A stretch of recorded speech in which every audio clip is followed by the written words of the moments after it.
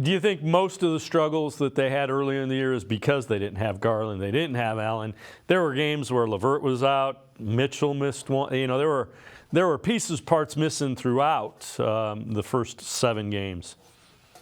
It's hard to get any kind of continuity going with that, especially not just your starting lineup, but now your bench is impacted because the guys who are really your top reserves are now starting, and there's so much. You hear them talk about the offensive line in football, about how they all have to be in unison and a very cohesive unit. It's the same thing with your starting five. The more successful teams generally are the teams that have played together the longest, particularly in the regular season. Now, the Cavs don't have to worry about that right now because there's still 75 more of these things to go. So they've got plenty of time. But, it is important to keep the starting five mostly whole as you can. And then that way they get used to playing together. And then your bench guys get used to their regular minutes, what's expected of them.